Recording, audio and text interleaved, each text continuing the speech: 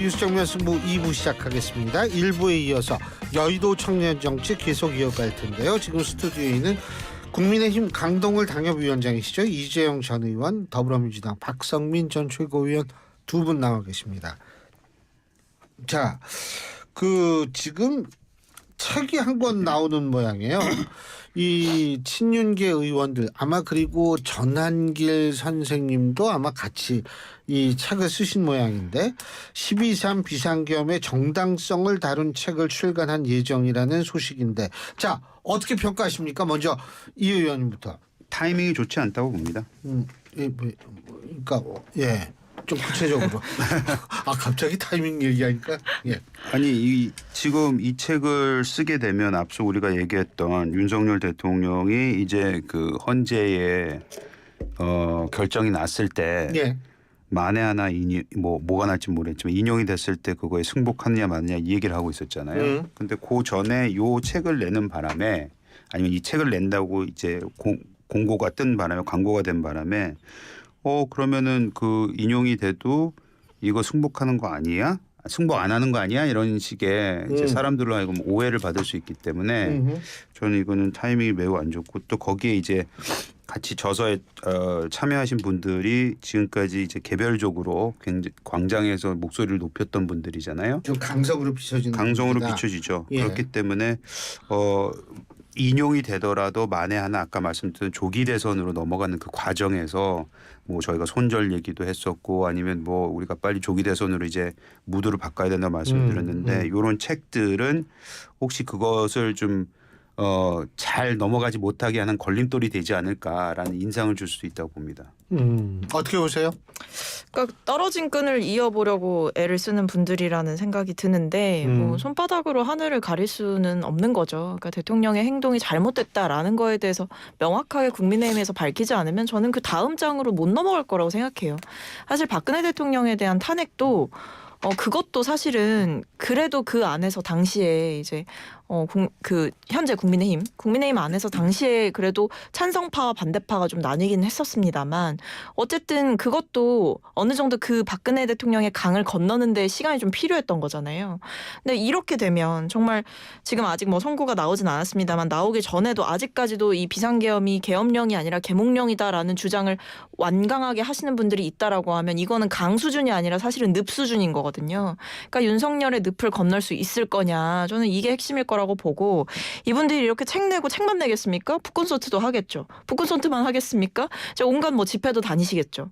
그리고 여러 가지 뭐 시위도 할 거고. 그러니까 이게 결국 간단치가 않은 일이다. 어떤 개별 의원들의 그냥 일부 일탈로 보기에는 지금 뭐 소위 말하는 친윤계 의원들이 여전히 당내 주류 아니에요.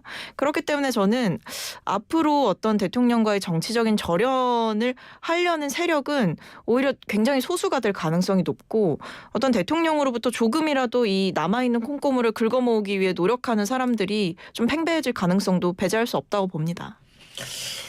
예, 두 분 다 뭐 그게 평가가 좋은 건 아닌 것 같은데 뭐 어쨌든 제가 볼 때 지금 진짜 시기적으로도 너무 이게 첨예한 시기에 좀 그런 책 쓴 거 가지고 뭐라고 얘기할 수는 없습니다만 요새 뭐 특히 이제 대선 시즌이 되면 원래 갖가지 책들이 다 나오잖아요. 그렇죠. 그러니까 네. 이제 그런데 이거는 대선 시즌과는 좀 무관한 얘기가 아닐까. 그리고 뭐 대선이 있을지 없을지 모른다는 점은 제가 다시 한번 강조드립니다. 자, 근데 어쨌든 지금 양측의 첨예한 이 대결 구도.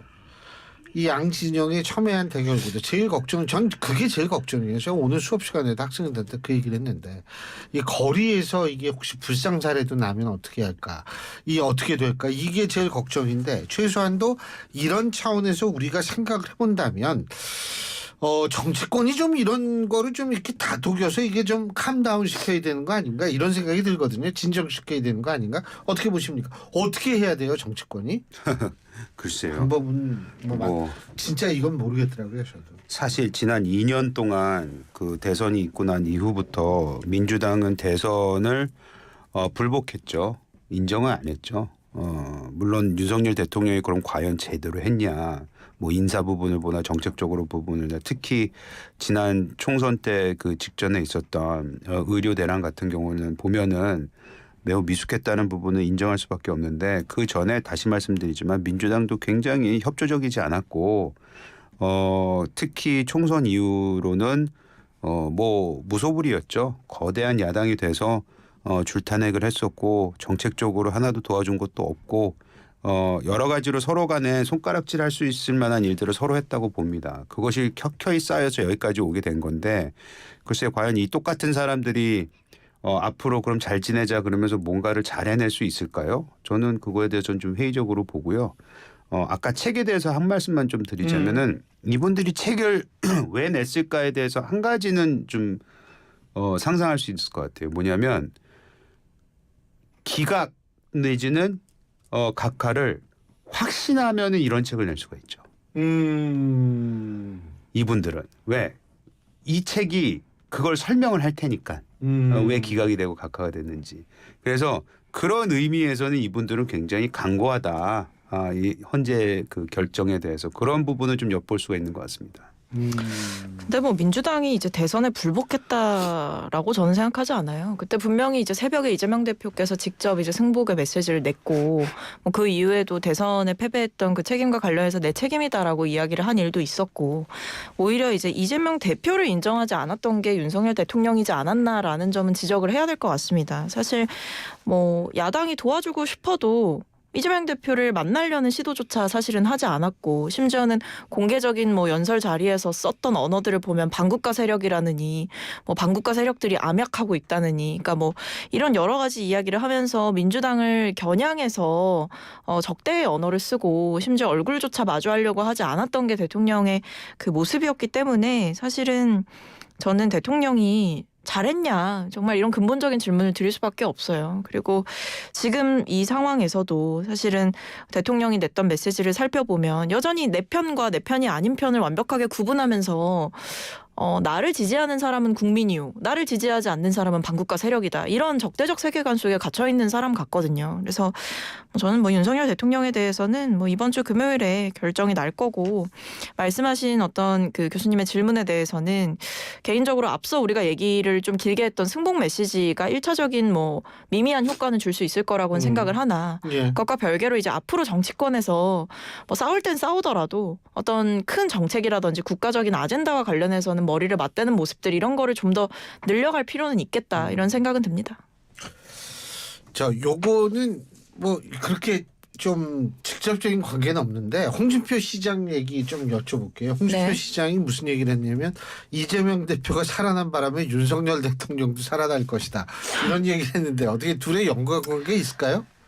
어떻게 보세요? 네, 아니 이제 저는 홍준표 시장님께 둘 중에 하나만 해라 이렇게 말씀을 드리고 싶어요. 그러니까 이분은 뭐 대선은 준비하는 그 이제 시동은 이미 거셨고 대선 준비의 시동은 이미 걸었고 준비된 후보이며 그리고 대선이 되면 적임자가 나다 이렇게 사실상 주장을 해오셨던 분이잖아요. 근데 그러면서 그리고 뭐 대구시장직도 언제든지 사퇴할 수 있다 이런 취지의 말씀도 했던 걸로 저는 기억을 하거든요. 그렇게 하면서 계속 나오는 메시지는 대통령 기각될 거다, 탄핵 기각될 거다 계속 이렇게 이야기를 하고 있기 때문에 저는 이런 게 바로 그 겉으로는 탄핵 반대, 속으로는 조기 대선 딱 그 표본이지 않나 싶어요. 그래서 여기서 또 다시 어떤 틈새를 노려서 이재명 대표와 윤석열 대통령을 연관지어서 이야기를 하는 것 자체가 그냥 저는 일종의 그냥 정신 승리에 불과하다 이렇게 보고 있고 제가 봤을 때 지금 누구보다 대통령의 탄핵을 바라는 사람 중에 한 명일 것이다 이렇게 봅니다. 저는 그렇게 보진 않고요. 아니 근데 이게 사실 둘의 그러니까 이재명 대표의 판결과 탄핵 심판은 전혀 상관이 관계가 없잖아요. 없어요. 네. 없죠.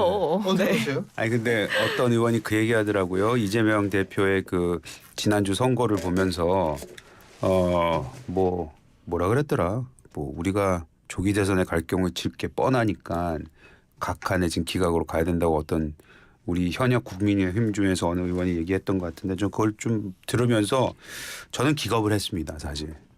네. 아니 이런 말을 하는 것 자체가 매우 부적절하고 해소도 안 되고 하는데 왜 이렇게 공개적으로 이런 발언을 할까라는 생각을 개인적으로 했었는데 왜냐하면 저는 개인적으로 그렇게 생각해요. 우리 윤석열 대통령을 일단 후보로 만들어서 대통령으로 만든 당이기 때문에 개헌부터 지금까지 모든 일련의 사건들을 보고 일들을 보면은 우리 당은 이 십자가를 짊어매야죠. 그거에 대해서 뭐 회피할 수도 없습니다. 하지만 그렇다고 해서 그 구성원들 중에서 굉장히 이 구성원이 많은데 능력 있고 괜찮고 진짜 나라를 잘 이끌어갈 수 있는 사람들이 저는 많이 있다고 봅니다. 예. 예, 그렇기 때문에 이들이 만에 하나 인용이 돼서 조기 대선을 가고 그들의 경쟁력을 얘기를 하기 시작하면은 저는 선거 치를 수 있다고 보는 사람입니다. 근데 이제 홍준표 대표 같은 경우에는 그걸 조금 더 솔직하게 말씀하시는 분 같기는 해요. 내가 대통령 되면 정말 잘할 수 있어. 나는 준비됐어. 이 얘기도 하고 싶고. 근데 지금 상황에서 저 지지자들도 있기 때문에 또 대통령에 대한 그 아까 말씀드렸던 그 십자가도 있기 때문에 그런 이왕이면 기각되거나 뭐 했으면 좋겠다. 뭐 법률가로서 얘기를 하시는 건지 정치인으로 얘기하시는 건지는 모르겠습니다만은 그런 얘기를 지금 모든 사람들이 생각은 하고 있지 않을까. 그걸 좀 솔직 담백하게 말씀하신 게 아닐까. 제가 최근에 대해서 홍준표 시장 전 대표에 대해서 이렇게 좋게 말씀을 안 드렸는데 이번만큼은 그냥 홍준표 대표는 홍준표답다라고 말씀드리고 싶네요. 그런데 어쨌든 한국갤럽이 지난주 금요일 날 3월 28일 날 공개된 여론조사고요. 3월 25일부터 27일까지 전국 18세 이상 1000명을 대상으로 한 전화 면접 조사입니다. 자세한 내용은 중앙선거 여론조사 심의위원회 홈페이지를 참조하시면 되시는 여론조사인데 이게 그러니까 뭐 전화 면접 조사는 일반적으로 조금 그 폭이 넓거든요. 그러니까 이게 응답률을 보면은 지금 13%인데 NBS 조사 같은 경우에는 20%가 넘는 경우도 있고, 근데 뭐 응답률이 높다고 해서 반드시 뭐 이 정확하다 이렇게는 절대로 얘기할 수가 없습니다. 단지 뭐냐면 이 ARS 조사 같은 경우에는 좀 정치적 고관여층, 적극 지지층들이 주로 대답을 하는 거기 때문에 우리가 무당층 지지정당 없음의 비율을 보면 알 수 있거든요. 보통 여긴 20%잖아요. 전화 면접. 근데 ARS 조사는 한 8% 정도밖에 안 나오거든요. 그러니까 이게 굉장히 편차가 크기 때문에 제가 이제 일단은 이 전화 면접 조사로 제가 여쭤보는 건데요. 여기 보니까 정당 지지율이 국민의힘은 3%포인트 떨어지고 더불어민주당은 1%포인트 올랐어요. 자, 이 이유가 뭐라고 보십니까? 저는 이재명 대표의 지난주 선거가 꽤 큰 영향을 미쳤다고 봐요. 네. 그런데 여기서 이재명 대표 지지율은 오히려 2%포인트 떨어졌어요. 아니 근데 직전 조사 대비. 이게 그것도 있지만 여기에서 보시는 것 중에 그 아까 아직까지 말씀하신 게 차기 대선에 대한 정권 교체와 정권 연장의 격차가 늘어났잖아요. 예. 결국에는 이제 정권을 바꿔야 된다라는 게 의견이 높은 건데 그거는 누가 봐도 민주당을 봤을 때는 이재명 대표가 너무나도 단일 이 체제이기 때문에 그분밖에 보이지가 않는데 일단은 지난 2년간 우리 국민의힘은 이재명 대표의 사법 리스크에 모든 정치적 생명을 다 걸어왔거든요. 근데 그게 사실은 지난주에 무너진 거예요. 그렇기 때문에 우리 국민의힘을 바라봤을 때 저 당은 전략도 없고 뭘 하는지 모르겠다라는 실망감이 내부적으로 있었을 것 같아요. 그렇기 때문에 이재명 대표 사법 리스크를 벗어난 이재명 대표에 대한 아니면 민주당에 대한 진영에 대한 그런 그 지지율이 올라간 게 아닌가라는 생각을 드는데 다만 저는 뭐 거듭 말씀드리지만 이런 큰 이벤트가 있을 때는 지지율이 1~2%씩은 왔다 갔다 합니다. 그 뭐 우리가 늘상 봐왔던 겁니다. 예전에 기억하시겠지만 윤석열 대통령 그 구속 취소가 된 다음에 저희 지지율이 굉장히 뻥 한번 튀었잖아요. 그리고 어느 정도 이제 안정세를 잡았었단 말이죠. 그렇듯이 이런 큰 이벤트 이후에는 이런 움직임이 있었는데 만에 하나 조기 대선이 일어나면은 요 지지율은 또 다른 양상을 띌 수 있다고 저는 생각하고 있어요. 그러니까 지금 보면 저도 뭐 여론조사의 1~2%라든지 아니면 일부 사실은 있잖아요. 솔직히 이거 설명할 수가 없어요. 그 1~2% 차이는. 그러니까 네 그렇죠. 그러니까 저도 그 말씀을 드리려는 건데요. 그러니까 그 수치가 이제 뭐 이때는 몇 퍼센트, 이때는 몇 퍼센트 이걸로 이제 따지기에는 조금 한계가 있고 다만 제가 말씀드리고 싶은 건 양당 정당 차이는 오차범위. 네 그리고 이제 추이를 봐야 된다 이 말씀을 드리는 겁니다. 그러니까 지금 보면 이제 최근에 여론조사를 뭐 제가 다 일일이 언급드릴 수는 없습니다만 뭐 탄핵과 관련한 여론조사 여론조사, 중도층에서의 응답 비율이나 아니면 그 응답의 내용들 이런 게 대통령의 이 파면과 정권 교체론에 좀 더 힘을 실어주는 방향으로 가고 있는 건 분명하거든요. 그 추이에 저는 조금 더 집중을 해야 되는 거고 왜 이런 현상이 나타났을까를 생각해 보면 순리대로 가겠지 하고 어떤 관망하고 있던 중도층마저도 사실은 지금 이게 이렇게 길어진다고 탄핵 선고가 아직도 안 났다고 정말 대통령이 돌아올 수도 있다고 이런 어떤 불안감이라든지 분노 이런 것들이 응집이 되면서 저는 정권 교체론에 더 힘을 실어주는 효과를 내고 있다라고 보고 있고요. 그 외에도 뭐 이재명 대표에 대해서 뭐 지지율이 오르는 조사도 있고 떨어지는 조사도 있기 때문에 저는 좀 더 지켜봐야 된다라고 생각하지만 분명한 것은 제가 앞서 말씀드렸듯이 이번 대선의 성격은 대선이 치러진다면 대선의 성격은 분명하다. 대통령에 대한 심판 선거이고 그 성격에 맞춰서 그 상황에서 국민의힘을 또다시 대안으로 선택할 거냐 그렇게 보이지 않고 국민의힘도 대안으로 선택받을 만한 어떤 적절한 조치도 취하지 못했기 때문에 결국에 야당에 의한 정권 교체가 이뤄지는 흐름에 국민들이 힘을 실어주실 것이다. 저는 이렇게 보고 있습니다. 근데 그 부분은 예. 좀 반박을 하자면 아직도 길거리에 나가면 이재명 대표에 대한 아무리 사법 리스크가 사라졌다고 해도 우려는 매우 많습니다. 그 우려마저 사라진 건 아니에요. 그리고 이재명 대표가 앞서도 했던 그 언행들 지금 최근에 보여줬던 과연 저 사람이 지도자로서 자격이 있나? 대통령으로서 자격이 있나 이런 부분에 대해서 많은 분들이 의구심을 갖고 있기 때문에 만에 하나 조기 대선이 이루어지고 후보들이 전면에 나서서 서로 디베이트를 하고 정책을 보고 그들의 행동을 보게 되면 또 다른 대한민국 미래를 위한 사람은 누구일까에 대한 결정은 또 다른 판단이라고 저는 생각을 하고 있습니다. 근데 뭐 이재명 대표에 대한 호불호가 있을 수 있죠. 근데 분명한 거는 지금 상황이 저는 민주당 같은 경우에는 굉장히 넓은 운동장을 가지고 있는 상황이고 여기에 얼마든지 더 많은 사람을 담을 수 있는 그 정도의 크기의 운동장을 갖게 되었다라고 생각을 합니다. 근데 그것과 별개로 지금 국민의힘은 설령 뭐 조기 대선에 나서고 싶은 후보는 많을지언정 조기 대선이 있다라고 가정을 했을 때 네네. 운동장 자체가 좁은 상황이기 때문에 이 운동장 자체를 넓히려면 사실 그동안 해왔던 정치적인 주장들을 모두 본인들이 스스로 다 뒤집어야 돼요.